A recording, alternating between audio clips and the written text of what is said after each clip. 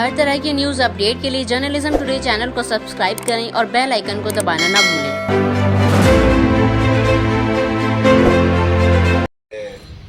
قانون آ گئے جن کو ہم پازیٹیوزم میں پڑھاتے ہیں، نیو پازیٹیوزم۔ تو مجھ سے کسی نے کلاس میں کہا کہ سر بڑے یہ آسٹن بورنگ آدمی تھے، کچھ سر انٹرسٹنگ بتائیے ان کے بارے میں۔ تو میں نے کہا یہ غالب تھے۔ دراصل غالب جس وقت لکھ رہے تھے اس وقت جیسے آپ کو معلوم ہے کہ مغلیہ سلطنت کا زوال ہو رہا تھا، حالات خراب تھے، اور اس دوران غزلیں لکھی جا رہی تھیں۔ آسٹن بھی جس وقت اپنی تھیوری ڈیولپ کر رہے ہیں کہ صاحب لا جو ہے وہ کمانڈ آف ساورن ہے، اور لوگ اس کو ہیبیچولی عادتاً قانونوں کو مانتے ہیں، اور جو دو چار اقلیت میں ہیں نہیں مانتے ہیں ان کو چھوڑ دیں، ان کو قانون سزا دیتا ہے، سینکشنز ہوتی ہے، لیکن بلک آف دا پاپولیشن جو ہے وہ آؤٹ آف ہیبٹ قانون مانتی ہے۔ تو ایسا لگ رہا ہے جیسے بہت اچھے حالات تھے برطانیہ میں، ایسا بالکل نہیں تھا۔ انڈسٹریل ریولوشن سے جو وہاں پر حالات بدلے تھے، مائیگریشن ہو رہا تھا، لیبر انریسٹ تھا۔ اس سے زیادہ مجھے غالب کے بارے میں کچھ نہیں معلوم۔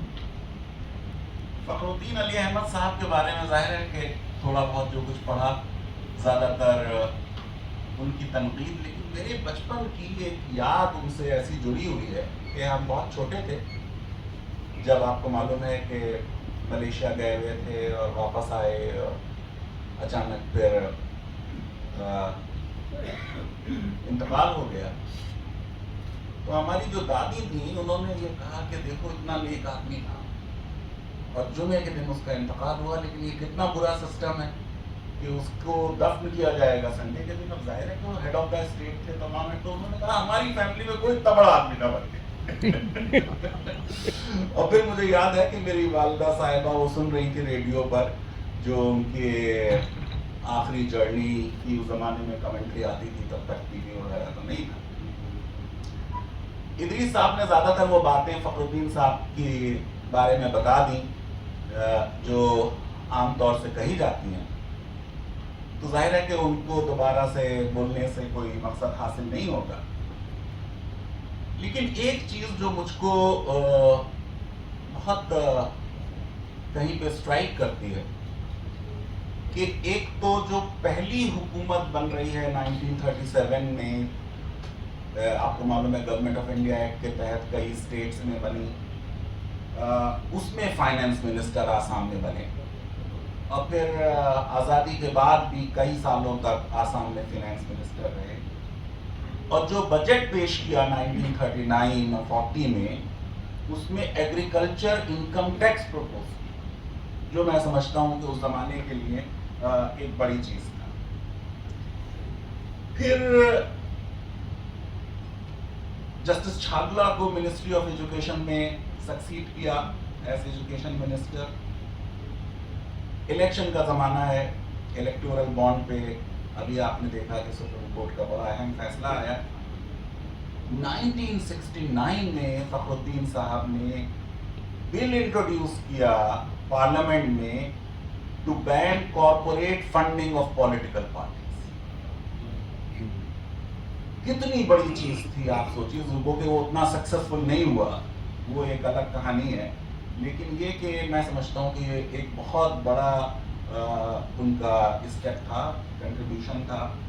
پھر جب چیئرمین بنے لینڈ ریفارمز کمیٹی کے، اور سیلنگ لاز اور اس میں ریفارمز ہوئے، تو کوئی 2.7 ملین ہیکٹیئرز ایکسس لینڈ جو ہے وہ الگ کیا گیا، اور اس میں سے آدھے سے زیادہ شیڈیول کاسٹ اور شیڈیول ٹرائبس میں ڈسٹریبیوٹ ہوا۔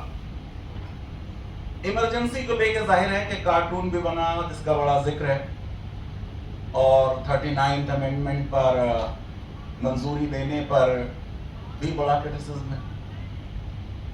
دراصل کوئی 125 اور اس سے بھی زیادہ ٹائمز جب مرکزی حکومت نے صدر جمہوریہ کو اسٹیٹ میں پریسیڈنٹ رول لاگو کرنے کے لیے ریکمنڈیشن کی تو صرف 2 بار، اور ایک ہی صدر نے کے آر نارائنن نے اس کو ریکنسیڈر کرایا ہے. تو آئیڈینٹیفائی کر کے ہم کہیں کہ ایک انہوں نے دیکھیے سب سائن کر دیے، یہ میں بہت مناسب چیز نہیں. جہاں تک 38 اور 39 امینڈمنٹ، یہ 39 امینڈمنٹ وہ تھا کہ مسز گاندھی کے الیکشن کو الہ آباد ہائی کورٹ نے آپ کو معلوم ہے اسٹرائک ڈاؤن کر دیا تھا. میں تو اکثر کہتا ہوں کہ ججز کو ذرا تھوڑا کم لکھنا چاہیے. ویکیشن بینچ میں جسٹس کرشنا ایئر تھے، ہائی کورٹ کے ججمنٹ کو اسٹے کر دیا گیا تھا، لیکن ان نیسیسرلی جسٹس کرشنا ایئر جیسے بڑے آدمی نے لکھا کہ صاحب یہ پارلیمنٹ میں ووٹ نہیں دیں گے. ایک ووٹ کی ضرورت نہیں تھی، یہ کوئی وہ والی سچویشن نہیں تھی کہ واجپئی جی کی سرکار جو ہے وہ گمردھن گمانگ کے ایک ووٹ سے گر جائے گی. لیکن اس چیز پہ اتنا مسز گاندھی کو برا لگا کہ الٹیمیٹلی ایمرجنسی امپوز ہو گئی. اگر وہ اسٹے تک رہتا معاملہ تو شاید ایمرجنسی نہ لگتی. آرٹیکل 368 میں پریسیڈنٹ کے پاس یہ آپشن نہیں ہے کہ کوئی دستور میں اگر ترمیم ہو رہی ہے تو اس کو ایون ریکنسیڈر کرنے بھی بھیجیں. جو امینڈمنٹ مسز گاندھی لائن تھی کہ اگر کوئی اسپیکر کا الیکشن ہے، یعنی کوئی شخص جو بعد میں اسپیکر بن گیا یا پریسیڈنٹ بن گیا یا پرائم منسٹر بن گیا، اس کے الیکشن کو کسی بھی عدالت میں کسی بھی بنیاد پر چیلنج نہیں کیا جائے گا. اور اگر ایسی کوئی اپیل، کیونکہ ایک اپیل سپریم کورٹ میں الہ آباد ہائی کورٹ کے فیصلے کے خلاف پینڈنگ ہے تو وہ ابیٹ کر جائے. فخر الدین علی احمد صاحب کے پاس کانسٹیٹیوشن میں یہ آپشن نہیں تھا کہ وہ ریفیوز کر سکتے تھے 39 امینڈمنٹ کو، کیونکہ جو ورڈ ہے کہ اگر وہ امینڈمنٹ مقننہ کے دونوں ہاؤسز نے پاس کر کے بھیج دیا تو پریزیڈنٹ شیل اسینڈ. پریزیڈنٹ کے پاس یہ آپشن نہیں ہے. مجھے ایسا محسوس ہوتا ہے کہ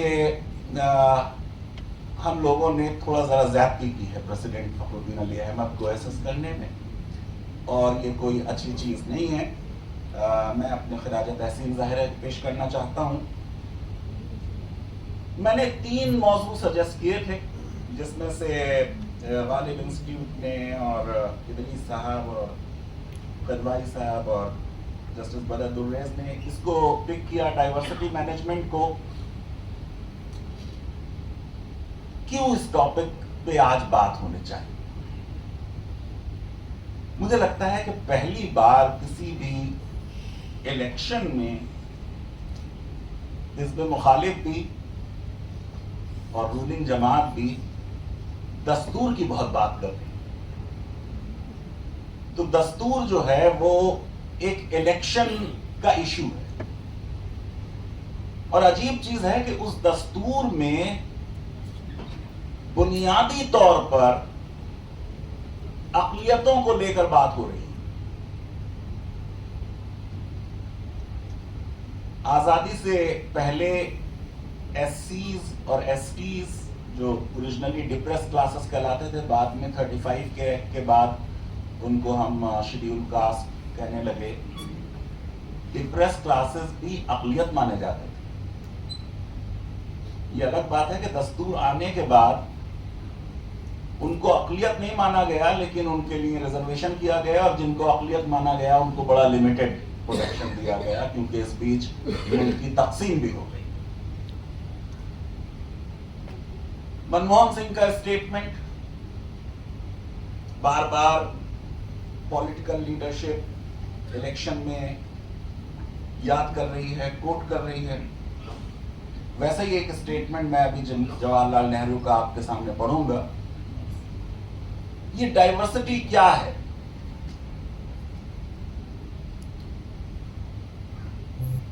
یونٹی ود ان ڈائیورسٹی کیا ہے؟ ہمارے بچپن میں ہم سے ایسے لکھنے کے لیے کہا جاتا تھا یونٹی ود ان ڈائیورسٹی. کیا ڈائیورسٹی کوئی واقعی بہت خراب چیز ہے اور ہوموجینٹی کوئی بہت ہی ایک اچھی اور آئیڈیل چیز ہے کہ سب لوگ ایک سی زبان بولیں اور ایک مذہب کو فالو کریں اور ایک تہذیب کو فالو کریں.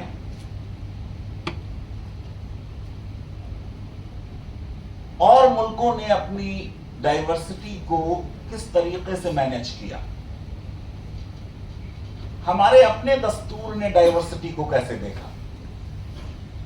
ہماری عدلیہ نے ڈائیورسٹی کے جو مدعے ان کے سامنے گئے اس پر کس طرح کا رسپانس دیا. دستور کی پریمبل میں پہلے ہمارے ملک کی آئیڈینٹی بتائی گئی پہلی لائن میں کہ ہم ایک sovereign secular socialist democratic republic ہیں.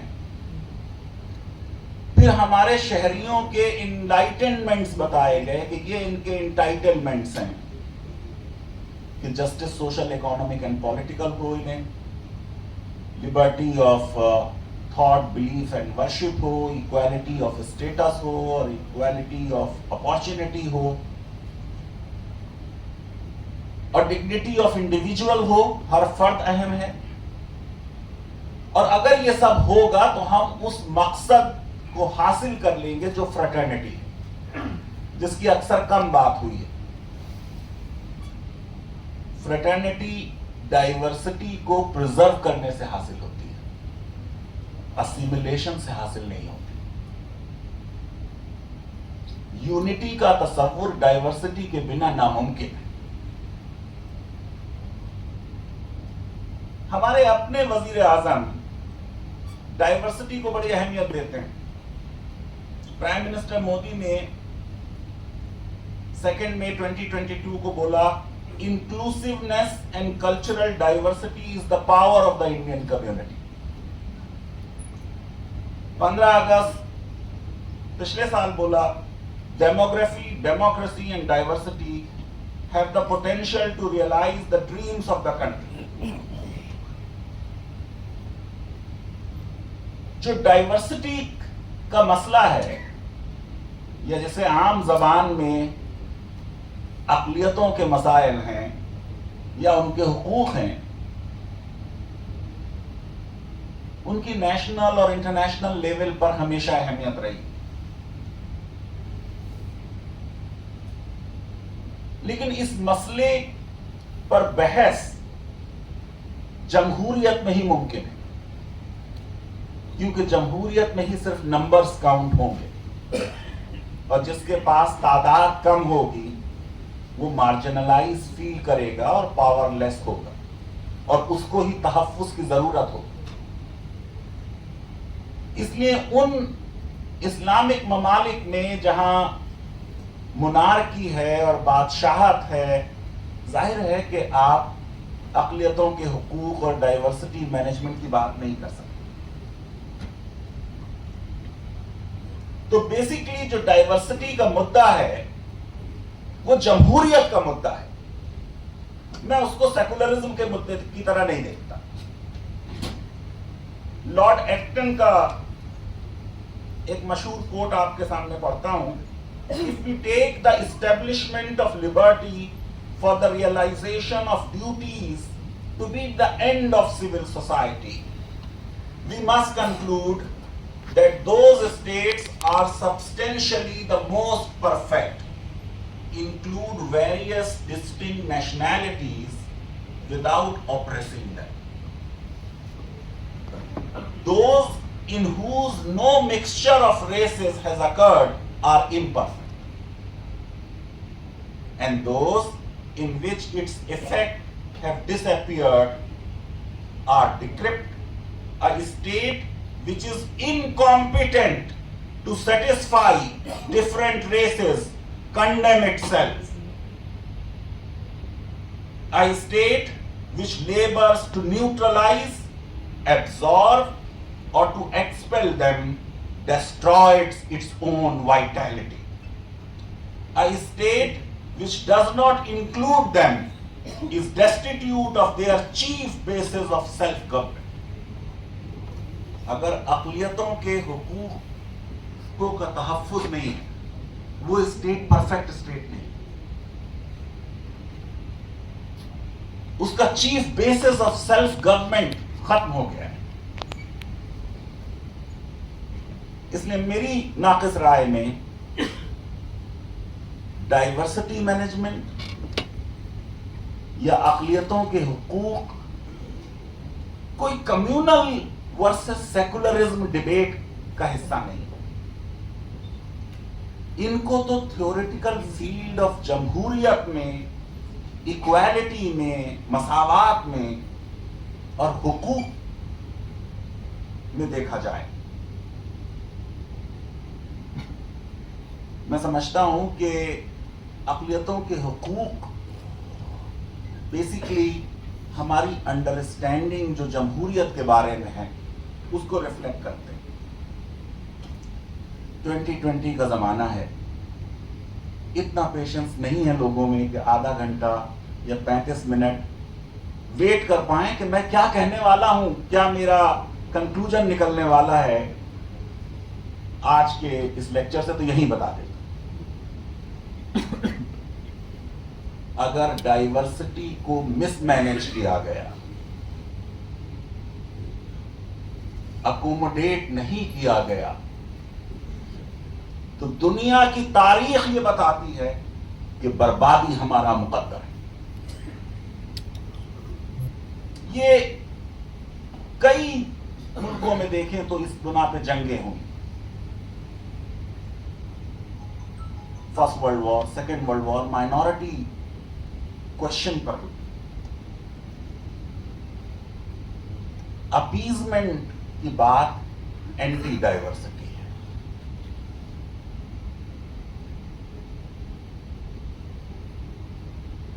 اور اگر اپیزمنٹ ہوا نہیں کسی ڈائیورس گروپ کا تو سفید جھوٹ بھی.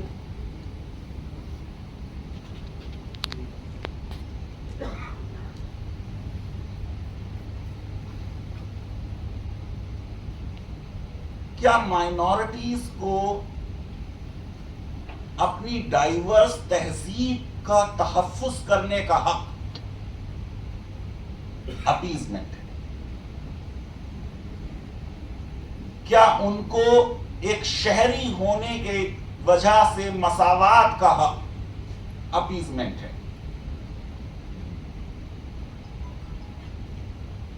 ماڈرن کانسٹیٹیوشنلزم کے آئیڈیا 3 اصولوں پر بیسڈ ہے: historical continuity, consent and mutual recognition. جتنے بھی سماج میں گروپ ہیں ان سب کا میوچل ریکگنیشن ہو، کنسنٹ ہو ان کی.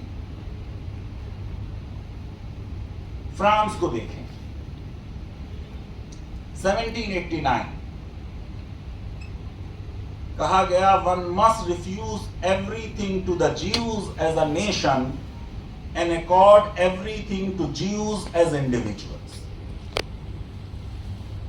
ایک فرد کی حیثیت سے کسی یہودی کو حقوق دیے جائیں گے، لیکن ایک قوم کی حیثیت سے، ایک گروپ کی حیثیت سے نہ دیے جائیں. جب میں اپنی بات ختم کروں گا تو بتاؤں گا کہ کیوں ایک فرد کے حقوق کافی نہیں ہوتے، کیوں انڈیویجول رائٹس انف نہیں ہوتے اور گروپ رائٹس کی ضرورت ہوتی ہے. لیکن وہ آخر میں تو 1791 کے ایکٹ میں